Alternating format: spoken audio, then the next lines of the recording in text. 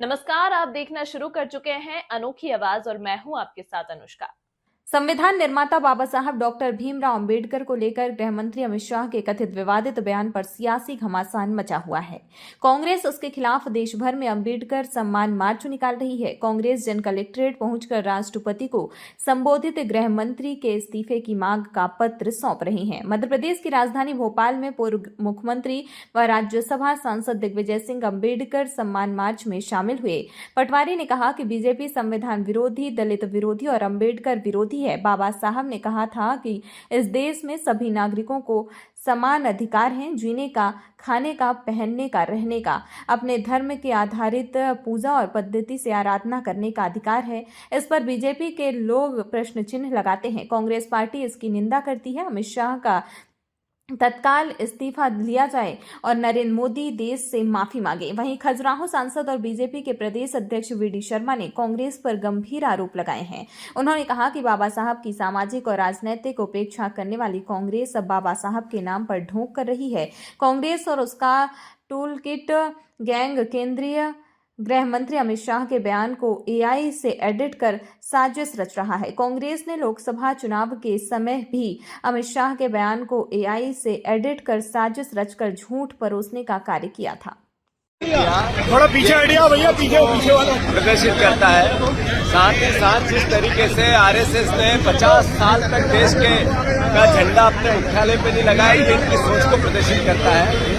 कई सर संचालकों ने अलग अलग जगह पे आरक्षण और संविधान को लेकर प्रश्न उठाए, ये इनकी सोच को प्रदर्शित करते हैं। बार बार भारतीय जनता पार्टी के लोग बाबा साहब अम्बेडकर की कई बार पीछे उनके कार्यकर्ता निकले, कई बार बाबा साहब के विचार समाप्त करने को बदलने को भारतीय जनता पार्टी मुखरता से कह चुके, उसके नेता कह चुके, उसके सांसद कह चुके।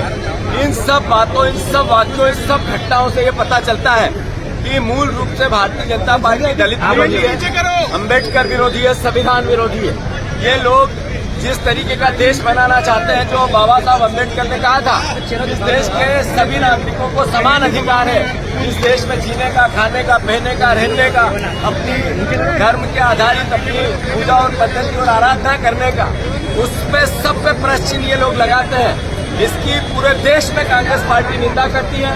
हम मांग करते हैं कि अमित शाह जी का इस्तीफा हो, नरेंद्र मोदी देश से माफी मांगे। धन्यवाद। यूपीए 2 के शासन के दौरान 2012 में एनसीईआरटी की किताब में एक शर्मनाक चित्र में पंडित नेहरू को बाबा साहब अंबेडकर को कोड़े मारते हुए दिखाया गया। यह अपमान नहीं था।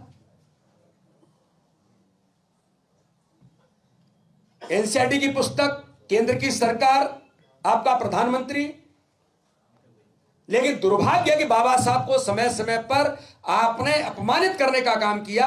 मैं कोई भारतीय जनता पार्टी का नेतृत्व तो इस बात के लिए कोई ये नहीं कहता हमने कोई एहसान किया है। ये बाबा साहब अंबेडकर के विचारों को जमीन पर उतारने के लिए जिम्मेदारी है, क्योंकि अगर देश एक सूत्र में रहा तो बाबा साहब अंबेडकर के विचारों के कारण से ही रहा, बाबा साहब के व्यक्तित्व कृतित्व के कारण से ही रहा। इस खबर में फिलहाल इतना ही। अन्य खबरों के लिए देखते रहिए अनोखी आवाज।